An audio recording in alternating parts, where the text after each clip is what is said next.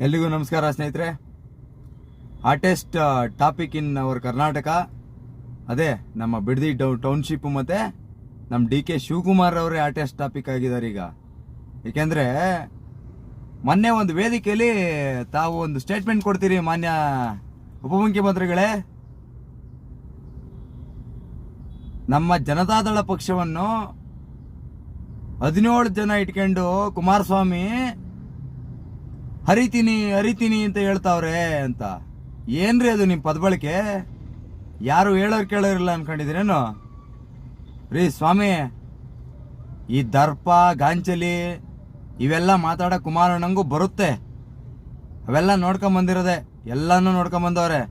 ನೀವೇನೋ ಉಪಮುಖ್ಯಮಂತ್ರಿಗಳಾಗಿರ್ಬೋದು, ಅವ್ರು ಮುಖ್ಯಮಂತ್ರಿಗಳೇ ಆಗಿದ್ದಾರೆ. ನೀವು ಅವ್ರ ಮನೆ ಬಾಗ್ಲಿಗೆ ಹೋಗಿದ್ರೋ, ಅವ್ರು ನಿಮ್ಮ ಮನೆ ಬಾಗ್ಲಿಗೆ ಬಂದಿದ್ರೋ, ಅದೆಲ್ಲ ಸ್ವಲ್ಪ ನೆನ್ಸ್ಕೊಳ್ರಿ, ಅರ್ಥ ಆಗುತ್ತೆ ಆ ದಿನಮಾನಗಳನ್ನ. ಅಲ್ಲ ಸ್ವಾಮಿ, 17 ಜನ ಇಟ್ಕೊಂಡು ಏನು ಹರಿತೀರಾ ಅಂತ ಕೇಳ್ತಾ ಇದ್ದೀರಲ್ಲ. 136 ಸೀಟ್ ಇಟ್ಕೊಂಡು ನೀವೇನು ಮಾಡ್ತಿದ್ದೀರಿ? ಯಾಕೆ ಮುಖ್ಯಮಂತ್ರಿಗಳಾಕಾಯ್ತಿಲ್ಲ ನಿಮಗೆ? ಏನು ಡೆಲ್ಲಿಗೆ ಹೋಗಿ ಹರಿತಾ ಇದ್ದೀರಾ ನೀವು? ಏನು ಹರಿತಾ ಇದ್ದೀರಾ ಡೆಲ್ಲಿಗೆ ಹೋಗಿ ಪ್ರತಿ ಬಾರಿ? ಅಷ್ಟು ಕೇವಲವಾಗಿ ಅನ್ಕೊಂಡಿದ್ದೀರಾ ಒಂದು ಪ್ರಾದೇಶಿಕ ಪಕ್ಷನ ಕಟ್ಟಿ ಬೆಳೆಸೋದು? ನಿಮ್ಗೆ ಆ ತಾಕತ್ತಿದೇನ್ರಿ? ಕುಮಾರಣ್ಣ ಮಾತಾಡಕ್ ಬರಲ್ಲ ಅಂತ ಅಲ್ಲ ಇದಕ್ಕೆ. 17 ಶಾಸಕರು, ಆ ಶಾಸಕರುಗಳು ಸುಮ್ಮನೆ ನಿಂತಿದ್ದಾರೆ. ಶಾಸಕರುಗಳು ಅಂದ್ರೆ 17 ಜನನೇ ಇರಲಿ, 17 ಕ್ಷೇತ್ರ ಶಾಸಕರುಗಳು 17 ಜನನೇ ಇರಲಿ ಸ್ವಾಮಿ. 17 ಜನ ಇಂಡಿವಿಜುವಲ್ ಅಲ್ಲ, ಅದು 17 ಜನ ಪಬ್ಲಿಕ್ ಪೀಪಲ್ ರೆಪ್ರೆಸೆಂಟೇಟಿವ್ಸು. ಅರ್ಥ ಆಯ್ತಾ? ಜನಪ್ರತಿನಿಧಿಗಳು ಅಂದ್ರೆ ಒಂದು ಗೌರವ ಇರಬೇಕು. ನೀವೊಬ್ಬ ಜನಪ್ರತಿನಿಧಿಯಾಗಿ ಆ ಜನಪ್ರತಿನಿಧಿಗಳಿಗೆ ಗೌರವ ಕೊಡಲ್ಲ ಅಂದಮೇಲೆ ನೀವು ಉಪಮುಖ್ಯಮಂತ್ರಿಗಳಾಗೆ ಇರಕ್ ಲಾಯಕ್ಕೋ ಅಥವಾ ಮುಖ್ಯಮಂತ್ರಿಗಳಾಗಬೇಕು ಅನ್ಕೊಂಡಿದ್ದೀರಾ? ಏನ್ರಿ ಸ್ವಾಮಿ, ಏನಿದು ದರ್ಪ ನಿಮ್ದು? ನಮ್ಮಿಂದ ನೀವು ಎಲೆಕ್ಟ್ ಆಗಿರೋದು, ನಿಮ್ಮಿಂದ ಇಲ್ಲಿ ಏನು ನಡೀತಾ ಇಲ್ಲ ನಮ್ಗಳ್ದು. ಒಂದ್ ತಿಳ್ಕೊಳ್ರಿ, ಅಷ್ಟು ಸುಲಭ ಅನ್ಕೊಂಬಿಡ್ರಿ ದೇವೇಗೌಡರು ಪಕ್ಷನ. ಇದೇ ಪಕ್ಷದಲ್ಲಿ ನಿಮ್ದೇ ಪಕ್ಷದವರು ಪ್ರಧಾನಮಂತ್ರಿಯಾಗಿ ಮಾಡಿದಂತ ಒಂದು ಶಕ್ತಿ ಅದು.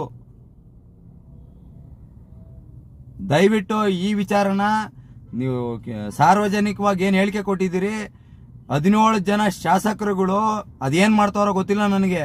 ಯಾಕೆಂದ್ರೆ ನಾನು ಒಬ್ಬನ ಎಲೆಕ್ಟ್ ಮಾಡಿದ್ದೀನಿ ನನ್ನ ಕ್ಷೇತ್ರದಲ್ಲಿ. ಸೊ ಅವರು ಕ್ಷಮಾಪಣೆ ಕೇಳಲೇಬೇಕು. ಮತ್ತೆ ನೀವೇನೋ ಪದಬಳಕೆ ಮಾಡ್ತಿದ್ದೀರಲ್ಲ ಒಂದು ಸಾರ್ವಜನಿಕ ವೇದಿಕೆಯಲ್ಲಿ, ಅದಕ್ಕೆಲ್ಲ ಕಡಿವಾಣ ಹಾಕ್ಬೇಕು. ಇವತ್ತು ನೀವಂತೀರಾ, ಇನ್ನೊಬ್ಬ ನಾಳೆ ಇನ್ನೊಂದು ಮಾತಂತಾನೆ. ಅದೇ ಕಂಟಿನ್ಯೂಸ್ ಆಗಿ ಕೇಳಕ್ಕೆ ನಮ್ಗೇನು ಲೂಸಾ? ಅಲ್ಲ ಸ್ವಾಮಿ, ನಮ್ಗೇನು ಕೆಲಸ ಇಲ್ಲ ಮಾಡಕ್ಕೆ ಅಂತ ಪದಬಳಕೆಗಳೆಲ್ಲ ಸಾರ್ವಜನಿಕ ವೇದಿಕೆಯಲ್ಲಿ ನೀವೇ ಬಳಸಿದ್ಮೇಲೆ ನಮ್ಮ ಜನಸಾಮಾನ್ಯ ಬಳಸಿದಾಗ ಅಲ್ಲಿ ನಮ್ಮ ಸೆಕ್ಷನ್ಗಳು ಹಾಕೊಂಡು ನಮ್ ಜಡಿತಾರೆ. ನಿಮಗೆ ಮಾತ್ರ ಕೊಂಬಿದಾವೆ, ಕನಕಪುರದ ಬಂಡೆ, ಏನು ಮಾಡೋಕ್ಕಾಗಲ್ಲ, ಕಾನೂನಲ್ಲಿ ಪ್ರಾವಿಷನ್ ಇಲ್ಲ ಅಂತ ಏನಾರು ಇದೆಯೇನ್ರಿ? Mister D K Shivakumar, can you answer me? ಕೇವಲವಾಗಿ ನೋಡ್ಬೇಡಿ, ಇದೇ 17 ಜನ ಗೆದ್ದಂತ ಪಕ್ಷಕ್ಕೆ ಸಿಎಂ ಆಗಿರೋ ಇತಿಹಾಸನೂ ಇದೆ. ನೀವು 136 ಜನನ ಗೆಲ್ಸ್ಕೊಂಡು ಅದೇ ಪಕ್ಷದಿಂದ ಬಂದಂತ ಒಬ್ಬ ಅಭ್ಯರ್ಥಿನ ಇವತ್ತು ನಿಮ್ ಚೀಫ್ ಮಿನಿಸ್ಟರ್ ಮಾಡಿದೀರಾ, ಜ್ಞಾಪನ ಇರಲಿ. ಅರ್ಥ ಆಯ್ತಾ? ಕೇವಲವಾಗಿ ನೋಡ್ಬೇಡಿ, ಜನತಾದಳ ಒಂದು ಫ್ಯಾಕ್ಟ್ರಿ ಇದ್ದಂಗೆ, ಅದೆಷ್ಟು ಜನಕ್ಕೆ ಜನ್ಮ ಕೊಟ್ಟಾಯ್ತೋ. ಸ್ವಲ್ಪ ಮಾತಲ್ಲಿ ಹಿತ ಮಿತಿ ಇರಲಿ. ಎಲ್ಲರಿಗೂ ಮಾತಾಡಕ್ ಬರುತ್ತೆ, ಕಾಮನ್ ಪೀಪಲ್ಗೂ ಮಾತಾಡಕ್ ಬರುತ್ತೆ. ಯಾಕೆಂದ್ರೆ ಕಾಮನ್ ಪೀಪಲ್ ಇಂದಾನೆ ದೇಶ ನಡೀತಾ ಇರೋದು. ನಾನು ಕಟ್ಟ ತೆರಿಗೆಯಿಂದ ರೀ ದೇಶ ನಡೀತಾ ಇರೋದು. ನೀವುಗಳು ನಮ್ಮ ಸೇವಕರಾಗಿ ಕೆಲಸ ಮಾಡ್ಬೇಕ್ರಿ. ಜನಾದೇಶದ ಮೇಲೆ ನೀವು ಕೆಲಸ ಮಾಡಬೇಕಾಗಿರೋದು. ಬಿಡದಿ ಟೌನ್ಶಿಪ್ ಮಾಡ್ತೀರಿ, ಅಲ್ಲ ಸ್ವಾಮಿ, ಕರ್ನಾಟಕದಲ್ಲಿ ಬೇರೆ ಜಿಲ್ಲೆಗಳಿಲ್ವಾ ನಿಮಗೆ? ಬನ್ನಿ, ಬೀದರು, ಗುಲ್ಬರ್ಗ, ರಾಯಚೂರು, ಬಳ್ಳಾರಿ, ಬೆಳಗಾವಿ ತಗೊಳ್ಳಿ, ಜಾಗಗಳು ಬೇಕಾದಷ್ಟು ಖಾಲಿ ಎಂಟಿ ಜಾಗಗಳವೆ. ಡೆವಲಪ್ ಮಾಡಿ, ನೀವು ಗ್ರೇಟರ್ ಕರ್ನಾಟಕ ಮಾಡಿ.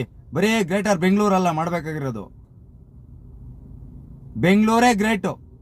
ಬೆಂಗಳೂರಿಗೆ ಏನು ಗ್ರೇಟ್ನೆಸ್ ಬೇಡ, ನಿಮ್ಮಂಥವ್ರ ಕೊಡುಗೆಗಳೇನು ಅವಶ್ಯಕತೆ ಇಲ್ಲ. ಮಾಡಿ ಉತ್ತರ ಕರ್ನಾಟಕ ಅಭಿವೃದ್ಧಿನ ಮಾಡಿ. ಜಿಲ್ಲಾವಾರು ಪ್ರತಿಯೊಂದು ಜಿಲ್ಲೆಯಲ್ಲಿ ಮಿನಿಮಮ್ ಒಂದು 2,000 ಜನಕ್ಕೆ ಕೆಲಸ ಕೊಡಂಗೆ ಮಾಡಿ. ನಿಮ್ಮ ಯೋಗ್ಯತೆ ತೋರಿಸಿ, ನಿಮ್ಮ ಸರ್ಕಾರದ ಘನತೆ ಉಳಿಸ್ಕೊಳ್ಳಿ. ಅದು ಬಿಟ್ಬಿಟ್ಟು ಮಾಡ್ತೀವಿ, ಇಲ್ಲಿ ಯಾರೋ ಒಬ್ರು ಕೇಳೋರಿಲ್ಲ ಹೇಳೋರಿಲ್ಲ ಅನ್ಕೊಂಡ್ಬಿಟ್ಟಿದ್ದೀನೇನು? ಈಗ ನ್ಯಾಷನಲ್ ಪಾರ್ಟಿ ಜೊತೆ ಮರ್ಜ್ ಆಗೋರು ಅವರು.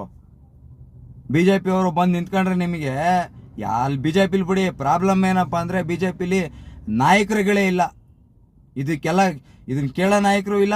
ಅದನ್ನ ಹೊಂದಾಣಿಕೆ ನಾಯಕರು ಅದು ನಿಮ್ಮಲ್ಲಿ. ನಮ್ಮ BJP ಹೆಂಗಾಗ್ಬಿಟ್ಟೈತೆ ಅಂದ್ರೆ ಅಡ್ಜಸ್ಟ್ಮೆಂಟ್ ರಾಜಕಾರಣಿಗಳು ಅಂತ ಫೇಮಸ್ ಆಗ್ಬಿಟ್ಟವ್ರೆ.